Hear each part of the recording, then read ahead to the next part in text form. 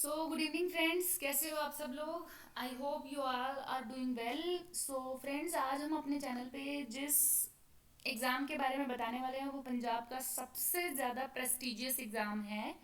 Friends, ये exam Punjab के सारे बड़े बड़े ऑफिसर्स जो होते हैं वो इस एग्ज़ाम के थ्रू ही सिलेक्ट किए जाते हैं और उनको अलग अलग तरह के जो आपकी स्क्रीन के ऊपर ऑफिसेज हैं वो दिए जाते हैं।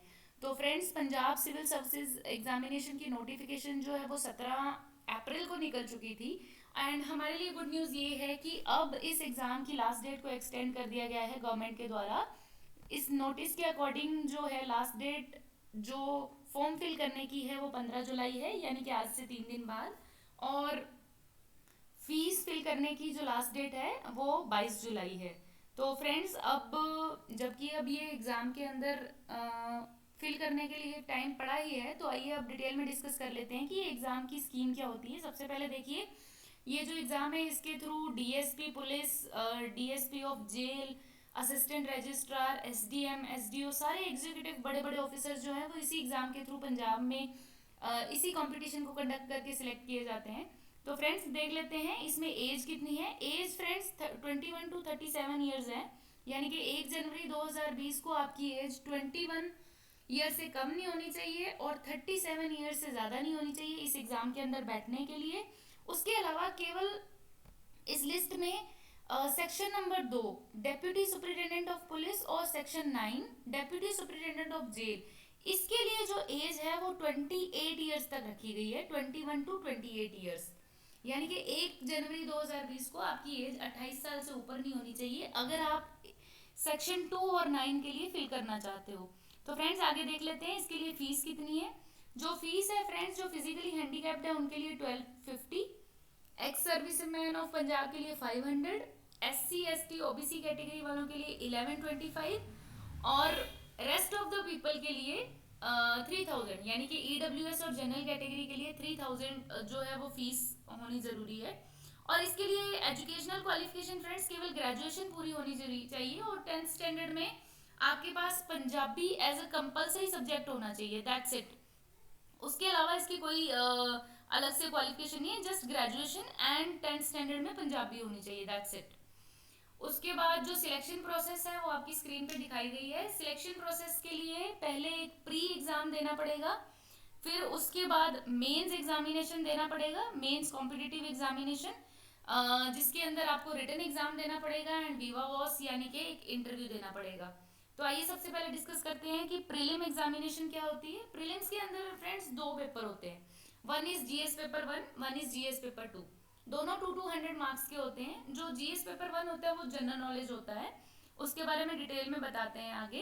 एंड जो पेपर टू है वो सी सेट है, यानी कि इसके अंदर कंप्रीहेंशन, आपकी इंग्लिश, आपका मैथमेटिकल एप्टीट्यूड 10th स्टैंडर्ड तक का और आपकी रीजनिंग, ये सारी देखी जाएगी। वो 200 मार्क्स का होता है और उन दोनों के कंबाइंड जो मार्क्स होते हैं वो आपको मेन एग्जामिनेशन के लिए सिलेक्शन में हेल्प करते हैं। तो प्री के लिए जो सिलेबस होता है वो दैट्स इट 10th स्टैंडर्ड तक का है। साइंस है, एनवायरमेंट स्टडी है, पॉलिटिकल साइंस है, Indian polity, Indian history, Indian economy and geography, just 10th 11th standard तक का है, उससे ज़्यादा नहीं, max to max 12th standard तक का होगा। यानी कि 12th स्टैंडर्ड तक की आपको history, geography, economy, political science ये सारी आनी चाहिए। और आगे देख लेते हैं मेंस एग्जामिनेशन का सिलेबस जो है। अगर आप प्रीलिम्स क्वालिफाई करते हो, यानी कि पेपर वन और पेपर टू के मार्क्स मिलाकर आप क्वालिफाई करते हो, तो नेक्स्ट जो मेंस एग्जामिनेशन है उसके अंदर आपको इतने पेपर हैं जो नीचे वो दिए गए हैं और उनके मार्क्स भी बताए गए हैं। इसमें पंजाबी और इंग्लिश जो है कंपलसरी है, यानी कि पंजाबी का पेपर आपको पंजाबी में ही देना पड़ना है, इंग्लिश का पेपर आपको इंग्लिश में ही देना पड़ना है। उसके बाद थर्ड पेपर एस्से का है, कोई भी एक टॉपिक पे आपको एस्से लिखना पड़ेगा।